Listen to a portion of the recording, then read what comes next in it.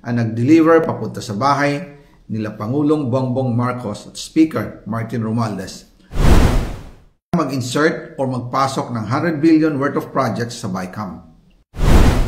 Sana po ay hindi nila ako mapatay bago ko mailabas ang lahat. Ginawa ko lang ang utos sa akin, pero ngayon, handa na akong harapin ang lahat. Ginagamit ng administrasyon ang buong resources ng bansa para tumahimik ako.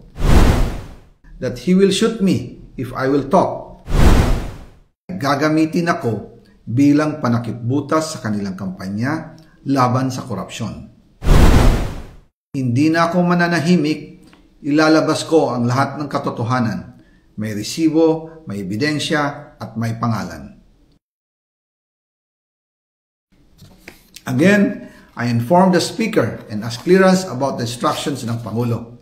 At ang sabi niya, wala tayong magagawa.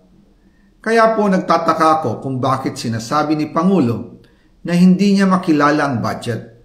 Samantalang lahat na binawas at dinagdag sa mga ahensya ng gobyerno ay humihingi ng approval sa kanya si Sec Mina Pangandaman. Bago namin ginawa o tinapos ni Senator Chis Escudero during the BICAM. Sinabi pa ni Sec Mina, everything is cleared with the President. Basta importante, pasok ang pondo na request ng Pangulo.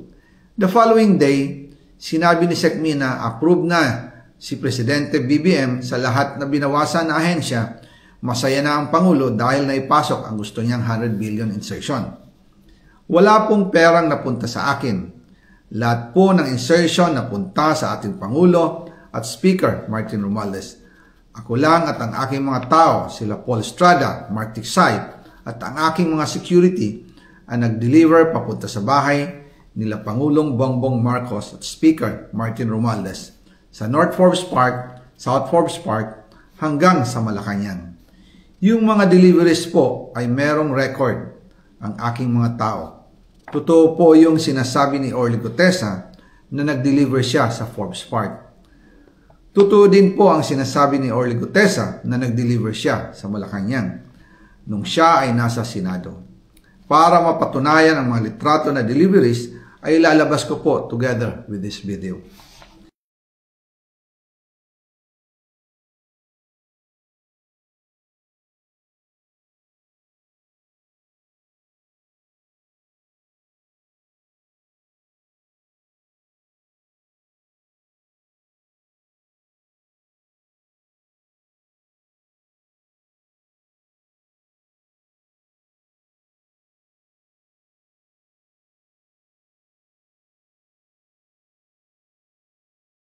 After po ng approval ng budget sa General Appropriations Act of 2025, nagtanong po ako sa DPWH kung magkano ang kailangan na ibigay sa Office of the President o ang SOP na bigayan.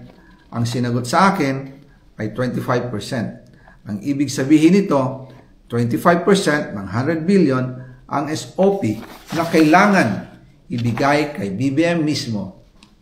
In total, 25 billion ang napunta kay Pangulong Bongbong Marcos. Kaya ngayon ay hinahamon ko si Ombudsman Remulla kung seryoso talaga siya sa mga sinasabi niya sa kanyang press release na idadamay niya pati si Martin Romualdez kung magbibigay ako ng ebidensya. Patunayan niya ngayon ang pronouncement niya. Imbestigahan niya ang Fraternity Brad at ang kanyang kaibigan na si Speaker Martin Romualdez kung talagang tutupad siya sa tungkulin niya. Imbestigahan din niya si President Bongbong Marcos. Sabi nga ni BBM nung SONA, let's do it right at mahiya naman kayo, hindi po ba?